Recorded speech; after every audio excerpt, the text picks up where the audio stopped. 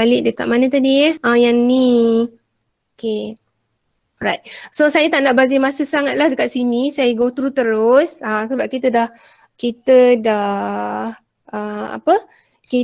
dah terhenti sebentar tadi kan. Kejap Gema.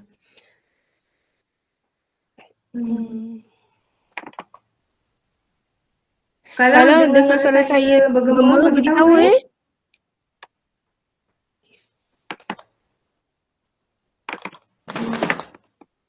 Aisyah buka dua-dua tu Aisyah. Itulah tu. Saya rasa dia dah terbuka dua-dua sekali. Okay, dah tak ada. Dah tak ada rasanya. Kan tak ada kan? Okay. Alright. Okay. So saya tak nampak paparan anak-anak dah ni. Tapi tak apa, tak ada masalah. Kita go through terus. Okay, bismillahirrahmanirrahim. Sambung balik. Kesian anak-anak. Sorry tau. Okay, sekarang ni kita tengok balik. Okay, kita tengok balik kita punya soalan. Apakah faktor yang mempengaruhi? Okay, faktor yang mempengaruhi ni kita tengok clue dia ada dalam penyataan soalan. Okay, yang tadi itulah Raja menunjukkan eksperimen untuk mengkaji kesan kepekatan. Anak-anak kalau ingat balik dalam bab 4 kita ada 5 faktor yang mempengaruhi kadar tindak balas kan. Okay, salah satunya adalah kepekatan. So anak-anak jawab terus faktor dia adalah kepekatan larutan natrium thiosulfat. Okay, kemudian soalan pula tanya, soalan tanya apa? Dia tanya, apakah yang berlaku apabila larutan natrium thiosulfat tu, apabila larutan natrium thiosulfat ni bertindak balas dengan asid sulfurik. Dia dah bagi tahu pun ni pembentukan mendakan kuning pada bahagian dasar kalaran kor diperhatikan. So tu kan hasil kan. Cuma anak-anak kena tambah sikit je. Iaitu kan dia mendakan kuning tapi kena bagi tahu dia mendakkan apa. Kena bagi tahulah. So itu adalah mendakkan sulfur. Ini adalah soalan pengetahuan aplikasi yang anak-anak kena faham. Okay. So ini yang pertama. Kemudian kita tengok round seterusnya. Dah round 2. Dan saya dah tanya dah tadi sebenarnya perkara ni kan. Okay, tentang pemboleh ubah. Okay, bergerak balas. Okay, kalau pemboleh ubah bergerak balas, PBB, saya guna short form PBB, mungkin anak-anak guna PB, mungkin anak-anak guna juga RV, responding variable, okay, mungkin juga. So tak apa. So pemboleh ubah bergerak balas ni adalah hasil yang tak sama di akhir eksperimen. Yang tak sama di akhir eksperimen. Okay, dia boleh jadi dua. Satu nampak, satu lagi tak nampak. Kalau nampak, kita boleh ukur. Sama ada nak ukur guna apa. Kalau nampak tu boleh ukur guna kita boleh guna pembaris ke, ataupun senang macam ni lah anak-anak, pemboleh ubah nampak kita boleh nampak dengan mata kita. Yang tak nampak kita tak nampak dengan mata kita.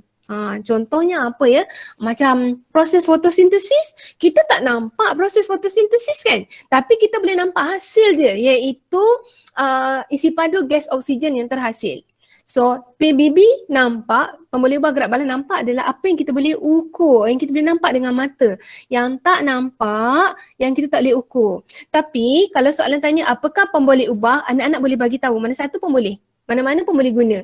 So kenapa nak tahu pasal nampak tak nampak? Sebab nanti nak guna dekat pemerhatian dengan inference. Dengan DSO. Yang tu kena tahulah. Sebab tu saya highlightkan tentang pemboleh ubah nampak dan tak nampak ni. Okay, pemboleh ubah manipulasi. Tadi anak-anak semua dah bagi tahu. Manipulasi ni tak sama dari awal eksperimen. Saya tanyakan apa yang tak sama. Ramai sangat jawab pemboleh ubah dimanipulasi. Betul. Tahniah, anak-anak dah menguasai jenis-jenis pemboleh ubah. Okay, dan malah. Apa yang malah? Iaitu sama ada dari awal eksperimen ataupun sama sepanjang eksperimen. Okey, tu 3 jenis pemboleh ubah. Alright. So, mana kita nak dapat jawapan pemboleh ubah ni? Okey, kita boleh dapat daripada penyataan soalan. Kita juga boleh dapat daripada Raja.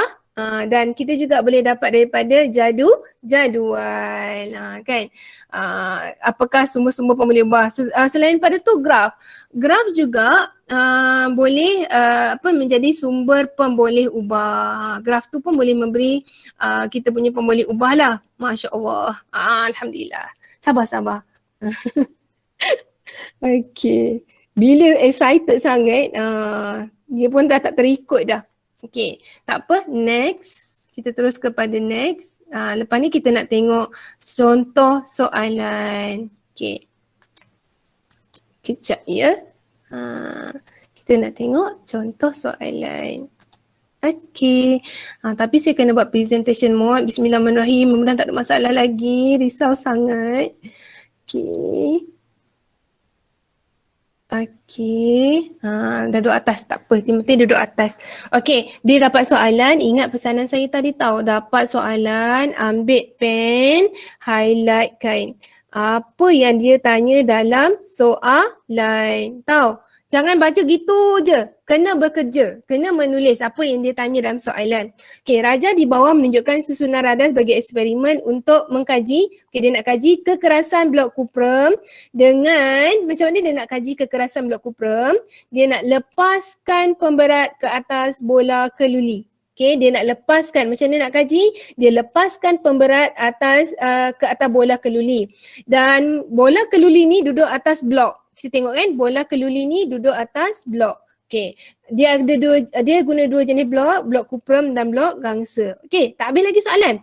Diameter lekukkan yang terbentuk pada blok kuprum dicatatkan. Eksperimen diulang dengan blok gangsa. Okey, keputusan direkodkan dalam jadual di bawah. Macam saya cakap tadi, pembeli ubah kita boleh dapat dekat soalan, dekat jadual. Tapi bila nampak jadual je anak-anak, itu lubuk lah. Tu lubuk jawapan lah. Kan? So macam mana? Okey, sebelah kiri ni, ini adalah pembeli ubah dimanipulasi. Ingat tu. Pembeli ubah dimanipulasi. Sebelah kanan ni adalah pembeli ubah bergerak balas. Dan anak-anak kena ingat setiap pembeli ubah mesti ada parameter. Ukuran perbezaan pembuli ubah tu. Ukuran dari sudut apa pembuli ubah tu kita ukur. Contohnya macam ni. Dia tentang blok. Dia berbeza dari sudut apa? Jenis-jenis blok. Tu parameter. Okey. Dia nak tengok lekukkan. Dia nak tengok dari sudut apa? Diameter. So jenis dengan diameter ni adalah parameter. Semua pembuli ubah mesti ada parameter. Anak-anak tak boleh tulis blok je. Tetapi ada satu tips tau. Kalau pembeli ubah dimanipulasi, anak-anak tak ingat, alamak apa parameter dia, jenis pun tak ingat. So anak-anak boleh tulis je blok kuprum, koma, blok gangsa. Ataupun blok kuprum dan blok gangsa. Yang salah kalau blok kuprum atau blok gangsa tu salah. Dia mesti guna koma atau dan lah. Koma dan. Tu je yang boleh. Okey, ingat sebelah kiri manipulasi, sebelah kanan gerak balas. Okey, kalau dekat jadual, gerak balas ni adalah gerak balas nampak. Nampak? Betul ke kita nampak? Kita kan nampak lekukkan tu kan? Boleh ukur kan? Guna pembaris, diameter. So itu pembeli ubah gerak balas nampak. Yang tak nampak cikgu? Okey, yang tak nampak ada dekat soalan. Cuba tengok. Mengkaji kekerasan blok. Kita tak nampak blok keras. Kita tak nampak blok tu keras. Itu adalah sifat. Kekerasan adalah sifat. Macam mana kita nak tahu blok tu keras ke tak? Lekukkan dia. Kalau lekukkan dia kecil, dia keras. Kalau lekukkan dia besar, dia lembut. So kekerasan blok ni, okey, salah pula kekerasan blok kuprum habis. Okey, kekerasan blok ni adalah pembuli ubah bergerak balas tak nampak. Ini tak nampak. Okey, manakala pembuli ubah gerak balas nampak dia adalah diameter lekukkan. Kita nampak, kita boleh ukur, right? So sekarang ni jom kita kenal pasti pembuli ubah. Okey, saya tak sempat dah nak tanya anak-anak ni. Takutkan kita tak sempat pula nak pergi ke section C kan. Okey, so saya berilah jawapan terus Pembuli ubah gerak balas nampak. Ambil je dekat jadual. Tips dia, ada jadual syukurlah. Tapi kalau jadual tu satu point juga. Kalau jadual tu dia tulis pemerhatian, macam jenis blok, kat sini diameter lekukkan tu dia tulis pemerhatian. Tu jangan ambil. Jangan ambil pemerhatian tu salah lah. Okay. Tapi kalau dia tulis diameter lekukkan, panjang, jarak fokus, benda yang boleh ukur, so kita boleh ambil dia sebagai pembuli ubah. Pastikan ada dia punya parameter. So ni diameter lekukkan. Gerak balas tak nampak tadi, kekerasan blok. Okey, kalau anak nak tanya, cikgu kalau soalan tanya pembuli ubah mana, soalan tanya macam ni, berikan pembuli ubah bergerak balas. Kita nak buat jawapan yang mana? Okey, cadangan saya lebih selamat anak-anak tulis apa yang ada dekat mana? Dekat ni, jadual. Ambil yang dekat jadual. Tapi tak salah sebenarnya kalau anak-anak ambil dekat pernyataan soalan kekerasan blok. Tak salah. Nak senang ambil dekat jadual. Okay, manipulasi apa? Ambil je dekat pembeli ubah dimanipulasi ni iaitu jenis blok. Tak ingat jenis blok? Boleh tulis blok kuprum, koma, blok gangsa. Okay, mala sama sepanjang eksperimen. Okay, dua-dua eksperimen guna bola keluli kan? So anak-anak boleh tulis jenis bola ataupun saiz bola keluli atau anak-anak boleh tulis saiz blok mesti sama. Maksudnya bergerak balas mala ni mesti tulis apa yang sama. Dan anak-anak ingat sekali lagi saya tegaskan, pemboleh ubah mesti ada ni, parameter. Kena ada parameter. Dua je anak-anak yang tak perlu parameter.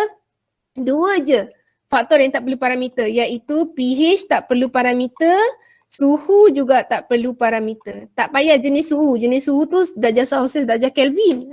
Okey, suhu dengan pH tak perlu parameter. Yang lain-lain mesti tulis.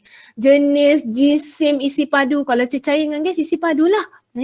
Alright. So itu pembeli ubah. So sekarang ni kita nak buat pemerhatian. Kita nak buat pemerhatian.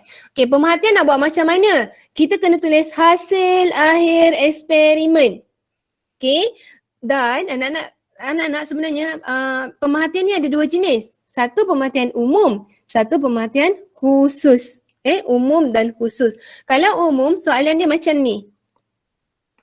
Berikan pemerhatian bagi eksperimen tersebut. So, cara jawab kita kena buat bandingan. Tapi ada satu tips, dekat pembeli ubah gerak balas ni jangan guna dia punya nombor ni. Jangan. Kita buat bandingan. Maksudnya ni diameter lekukkan kan. So, mana yang lebih besar? Yang mana yang lebih kecil? Guna yang tu. Jangan guna nombor dia. Jangan guna nombor dia. Guna bandingan. Okay, yang mana besar, yang mana kecil. Okay, bandingkan apa? Pemboleh ubah bergerak balas nampak. Nama pun pemerhatian kan? So kita kena tulis apa yang kita nampak lah. Okay, kalau khusus, dia minta rajah yang mana? Contoh yang ni, berikan pemerhatian bagi blok kuprum. So yang tu jangan bagi bandingan dan jangan tulis tentang blok gangsa. Tulis tentang blok kuprum sahaja. Okay, ataupun kadang-kadang soalan tulis berikan pemerhatian bagi rajah A. Tu khusus. Itu khusus. Okay, so khusus ni direct je, tulis tentang dia sahaja yang dia tanya. Kalau umum, buat bandingan. Okay, tips, tak perlu nyatakan nilai. Yang nilai saya kata tadi, nyatakan bandingan dia sahaja. So, berikan pemerhatian bagi eksperimen tersebut. Ada siapa-siapa nak try? Tulis kat chat je ataupun boleh voice out je. Boleh voice sahaja. Ada siapa-siapa nak try? Saya buka chatting dah. Okay. Ada siapa-siapa nak try? Apakah pemerhatiannya? Okay, saya buka balik. Tak nampak pula cikgu nak jawab macam mana. Okay. Saya dah bagi jawapan lah. Dan dia duduk bawah. Ni yang menakutkan bila saya switch Windows ni. Okay. Alright. Nampaknya dah ada jawapan. Saya dah klik jawapan. Okay. Kita tengok. Kita tengok jawapan ni. Okay. Berikan pemerhatian bagi eksperimen tersebut. Dia kata, mulakan dengan gerak balas, nampak kan? Dan kalau dia umum, berikan bandingan. Berikan bandingan. Okay. So kita ambil gerak balas nampak. Diameter lekukkan. Okay. Kita nak ambil yang mana? Katalah saya nak ambil gangsa. Okay. Bagi blok gangsa adalah lebih kecil. Nampak tak? Lebih kecil berbanding blok kuprum. Kan? Kita ada bandingan, kita ada gerak balas nampak. Nampak tak anak-anak? Okay, kita guna ni, gerak balas nampak. Ambil je dekat jadual. Kalau tak ada jadual, ambil je dekat rajah. Okay, dua tu, jadual dengan rajah. Ni untuk soalan apa? Soalan pemerhatian. Soalan inference pula. Okay, soalan inference adalah sebab. Sebab munasabah kepada pemerhatian. Cikgu nak kena tulis pemerhatian balik ke? Jawapan saya tak payah pun. Tak payah pun tulis pemerhatian balik. Sebab kita dah ada pemerhatian. Macam mana pula kalau soalan tak tanya pun pemerhatian tiba-tiba inference. Okey, itu ada satu cara di mana anak-anak boleh tulis pemerhatian dia dekat kertas soalan. Okey, lepas tu bagi sebab kepada pemerhatian tu dalam ruangan jawapan inference. Cikgu saya tak boleh, saya nak tulis juga pemerhatian kerana inference. Boleh tulis je, tapi jawapan anak-anak akan melimpah ruah lah, dia akan lebih daripada jawapan. Tapi pastikan kena ada inference. So inference nak buat macam mana? Kena kaitkanlah pemboleh ubah manipulasi, kita kaitkan dengan pemboleh ubah gerak balas tak nampak. Dapat dari mana? Daripada soalan. daripada penyataan soalan, ataupun kadang-kadang penyataan soalan tak bagi pun. So daripada pengetahuan atau maklumat sains tentang teori. Okay, daripada teori. Pemboleh ubah gerak balas tak nampak ni. Dan inferen pun ada dua. Satu umum. Umum ni dia tak bagi tahu lah inferen yang mana. Dia bagi tahu inferen bagi eksperimen ini macam soalan ni. Ni umum. Kalau khusus, dia akan bagi tahu macam tadi lah, macam pemerhatian tadi. Berikan inference bagi blok Cuprum. Itu khusus. Okay, so hati-hati dengan soalan. Okay, tips pastikan umum atau khusus. Okay, so kita tengok ni soalan dia. So apakah pemerhatian kita tadi? Pemerhatian kita diameter lekukkan blok Cuprum adalah lebih kecil daripada blok gangsa adalah lebih kecil daripada blok Cuprum. Refer balik dekat jadual. Ni pemerhatian. So inferen adalah sebab kepada pemerhatian. Kenapa lekukan blok gangsa ni lebih kecil daripada blok Cuprum? Okey. Ingat balik tadi pemboleh ubah gerak balas tak nampak kita apa? PBB tak nampak kita adalah kekerasan blok. Kan? Kekerasan blok. Sebab itulah kena ada PBB tak nampak ni. So, apakah inference bagi eksperimen ini? Refer balik pada kekerasan blok. Okay. Soalan pemerhatian, cerita tentang gangsa kan? Diameter lekukkan bagi blok gangsa lebih kecil pada blok Cuprum. Maka, kenapa dia kecil? Sebab blok gangsa ni lebih keras. So, inference dia ialah, okay. Baik. Inferennya adalah blok gangsa lebih keras daripada blok Cuprum. Okay, blok gangsa lebih keras daripada blok Cuprum. Ni lebih keras. Mana datang lebih keras? Daripada PBB tak nampak. So inferen kena guna PBB tak nampak. Pemerhatian kena guna PBB nampak. Okay, saya harap anak-anak clear lah nak buat macam mana inferen tu Inferen dan juga pemerhatian. Dan ingat, inferen adalah sebab munasabah kenapa kita dapat pemerhatian. Kenapa blok gangsa lekukannya lebih kecil? Sebab blok gangsa lebih keras. Kan? Alright. Seterusnya anak-anak kita nak tengok hipotesis. Okay, hipotesis menghubungkan pemboleh ubah dimanipulasi dengan pemboleh ubah bergerak balas. Tapi hipotesis ni anak-anak tolong kaitkan dengan operasi. 2 tahun kebelakangan ni operasi ni ditekankan dalam hipotesis. Okay, apa tu operasi? Operasi tu maksudnya apa yang kita buat dekat pemboleh ubah dimanipulasi untuk kita dapat hasil. Untuk kita dapat pemboleh ubah bergerak balas. Okay, panduan nak jawab. Ni tips lah, ni tips panduan nak jawab. Pertama, jika operasi dilakukan ke atas PDM atau jika PDM menjalani operasi ni apa yang kita lakukan maka kita akan dapat bergerak balas dan apa pola dia, berkurang, bertambah kan. Okey, ataupun semakin pola manipulasi, pola ni maksudnya berkurang bertambah anak-anak semakin pola manipulasi, semakin pola bertambah ke berkurang, bergerak balas. Apabila, kena nyatakan apakah operasi dia. Apakah operasi dia. Selalunya tips dia, kalau nak guna semakin-semakin ni, dia punya PDM ni selalunya ada dalam bentuk nombor. Selalunya dalam bentuk nombor. So kita boleh guna semakin-semakin. Of course PBB juga mesti dalam bentuk nombor. Kalau tak anak-anak, pakai je yang nombor 1. Nombor 1 ni lagi senang. Bagi saya lah, guna je nombor 1 tu. Nombor 1 ni lagi senang. Atau satu lagi anak-anak, boleh buat ayat penyata. Boleh buat ayat penyata. Nanti kita tengok ayat penyata tu macam mana. Okey, boleh gunakan, ni option. Anak-anak boleh guna PBB nampak, anak-anak boleh guna PBB tak nampak. Tapi macam saya suka bagi saranan, ambil je balik apa yang dia tulis, apa yang dia bagi dekat jadual. Kita ambil je balik apa yang diberikan dekat jadual. So, jom kita buat hipotesis. Kita tengok maaflah anak-anak tak sempat nak minta jawapan anak-anak. Nanti kita tak sempat habis pula. Okey, jika pemberat dilepaskan ke atas bola keluli. Jika pemberat, tengok tak? Ini operasi ni.